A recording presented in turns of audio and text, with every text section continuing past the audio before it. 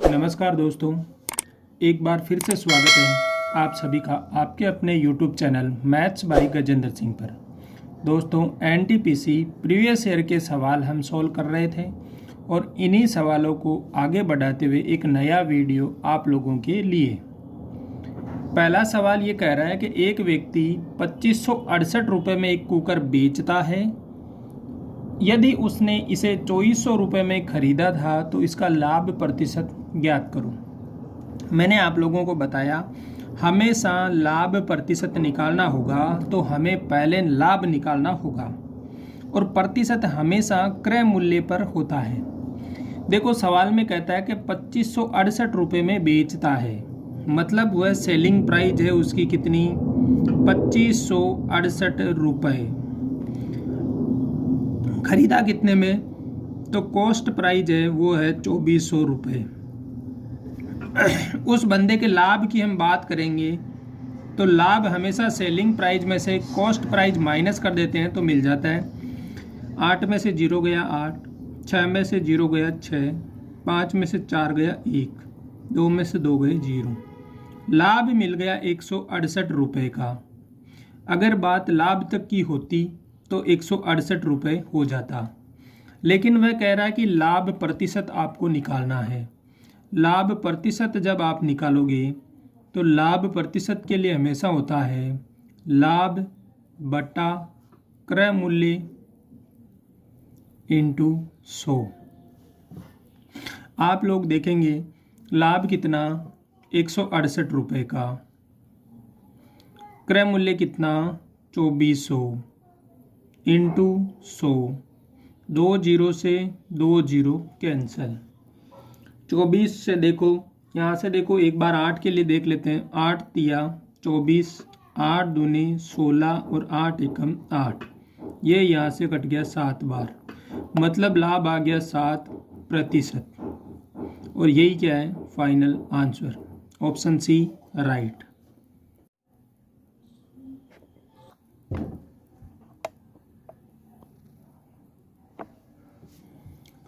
अब देखो अगला सवाल क्या कह रहा है कि गणना करो 7 6 5 6 7 और इसको गुणा करना है 9 9 9 9 9, 99,999 से गुणा करना है।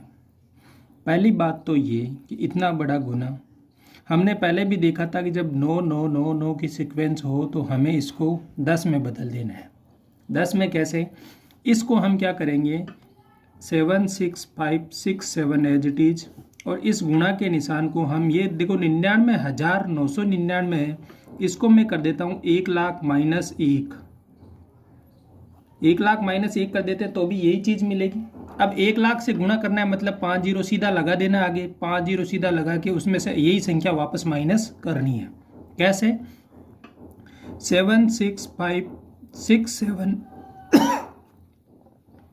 इसके बाद 1 लाख से गुणा करने के लिए 5 जीरो और इसको माइनस करना है तो 7 6 5 6 7 माइनस कर देते हैं। 10 में से 7 गए तो 3, वापस दिया हो गए 7, 10 में से 7 गए फिर से 3, वापस दिया हो गए 6, 10 में से 6 गए 4,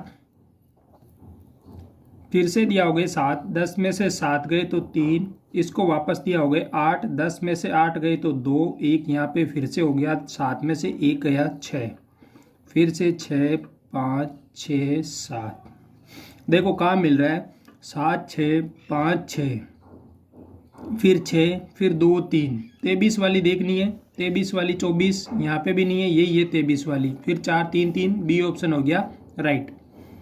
अब देखो इसमें एक चीज और देखनी है, क्या देखनी है वो देखो, ये देखते हैं कि इस संख्या को एज इट इज लिख देना है। एक दूसरा मेथड भी बैठता है, वो ये बैठता है कि इसको एज इट इज लिखना है और फिर ये माइनस करते हुए लिख देना है। कैसे, 1 माइनस तक तो यहाँ तक पहुँचते हैं हम, देखो 7 6 5 6, 7 की जगह 6 हो गया, 1 माइनस तक पहुँच गए, फिर इसको किस में से घटा देना है, इससे एक अधिक में से। सेम वही प्रोसेस होगा घटा के लिखने वाला, क्योंकि 1 यहाँ से हम इसको दे देते हैं और इसको 1 लाख को अलग कर देते हैं। 1,00,000 को जब अलग कर देते हैं तो ये वाली संख्या इसमें से घटती है और ये फिर जुड़ेगी तो पीछे ही जुड़ेगी। लेकिन आपको यही ध्यान रखना है, सीधा इसको 0 बना देना है, -1 कर देना है। -1 का मतलब इसी संख्या को 10 वाली संख्या से गुणा करने के बाद घटाना है। आपको यहाँ पे गुणा नहीं करना है, एक जो बाकी करनी है, बाकी करने के हिसाब से आप आसानी से सॉल्यूशन दे सकते हो भाई। समझ में आ गया होगा बाकी करने का। कुछ लोग यहाँ से हासिल लेते हुए भी बाकी करते हैं, आप यहाँ से भी हासिल लेते हुए बाकी कर सकते हो। यहाँ से हासिल लेते हो तो आपको वापस नहीं देना होता, जब यहाँ से हासिल लेते हो तो आपको फिर से वापस देना होता है। और जब वापस देते हो तो ये थोड़ा ध्यान रखने वाली बात है। इसमें तो आप यहाँ से एक बार ले लिया, फिर ले लिया तो यहाँ तक पहुँचे तब तक ले लिया। कैसे? यहाँ से इनके पास 0 0 0 0, इनके पास तो खुद के पास ही नहीं है, तो ये यहाँ से देंगे, तो यहाँ से देगा तो ये क्या हो गया 6, और ये हो गए 9 9 9 9, और यहाँ पे हो गया 10। 10 में से 7 गए 3, यहाँ पे 9 बचा। 9 में से 6 गए 3, 9 में से 5 गए 4, 9 में से 6 गए 3, 9 में से 7 गए 2। ये पहले से यहाँ 6 हो रखा था तो 6 का 6 एज इट इज उतर गया। दोनों तरह की बाकी आपको याद होनी चाहिए, ज़रूरत भी नहीं है कि आप दोनों तरह की याद करो। एक बाकी आप जो भी आपको, मतलब मैं कहता हूँ आपको अगर जो भी ज़्यादा सही लगे वह चीज़ याद करो। मुझे ये सही लगता है कि मैंने नीचे से लिया हासिल, वापस इसको दे देता हूँ। हर बार हासिल देने का मेरे को हैबिट हो गई है वापस देने की, तो मैं ये इसी ज़्यादा प्रेफर करता हूँ। हो सकता है किसी को ये भी ज़्यादा ईजी लगती होगी क्योंकि वापस देने का झंझट नहीं रहता है। लेकिन आपको जो ज़्यादा परफेक्टली याद है आप वही तरीका यूज करते रहें। मेरे कहने से या किसी और के कहने से कोई दूसरा तरीका अप्लाई ना करें।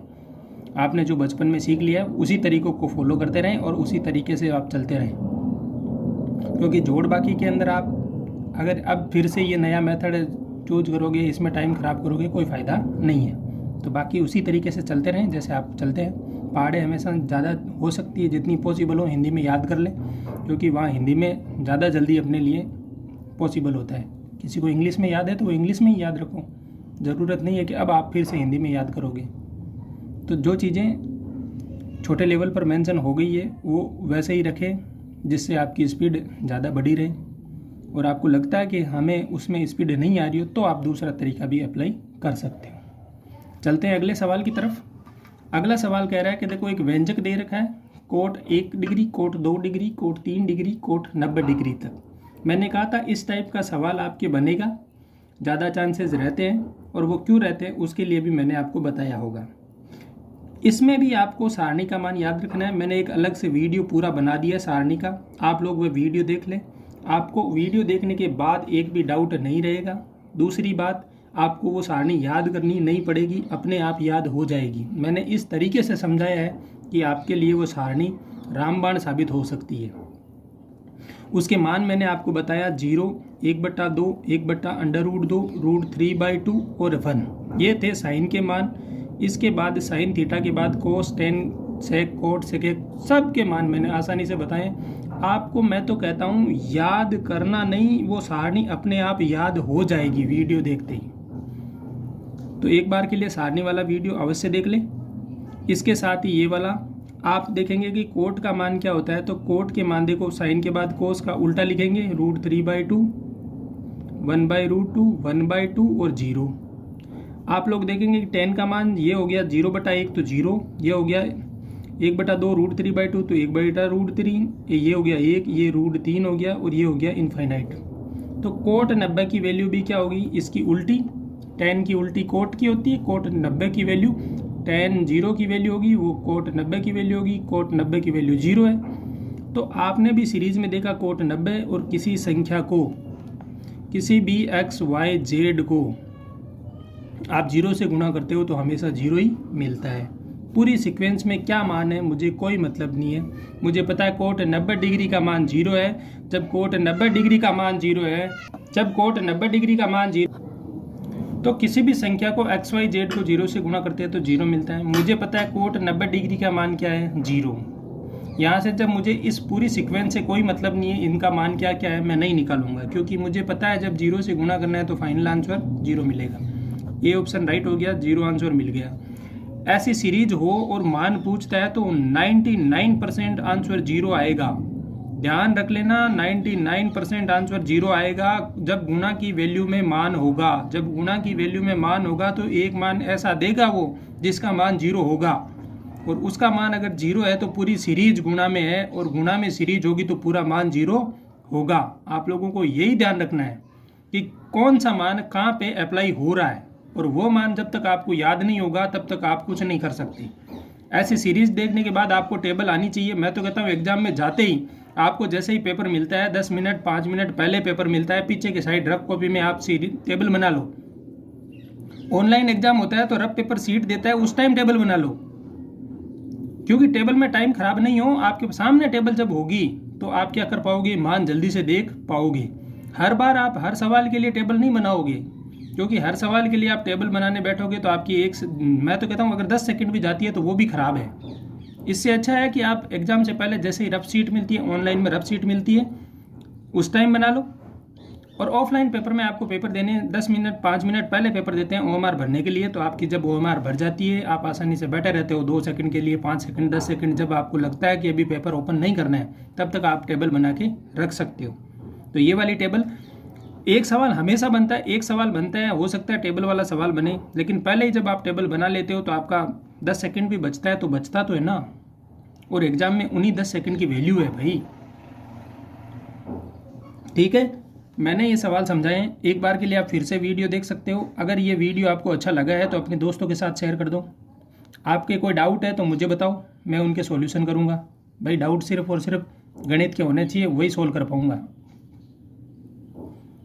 और इसके साथ ही आप कौन से एग्ज़ाम की तैयारी कर रहे हो वो भी बता दो, तो उसके हिसाब से भी चलेंगे। पशु परिसर, जो पशु परिचर का है उसका हम सोच रहे हैं कि एक बैच लगाएंगे। आप लोग सहमत हो तो कमेंट में बताना। जो रेगुलर वीडियो देखेंगे उनको तो पता चल जाएगा, रेगुलर वीडियो नहीं देखेंगे वो लोग यही देखेंगे कि ये तो एनटीपीसी के चला रहे हैं, लेकिन वीडियो के अंदर आपको डिटेलें मिलती रहती है। तो आप लोग ज़्यादा से ज़्यादा शेयर कर दो, और अपने दोस्तों के साथ शेयर करने के बाद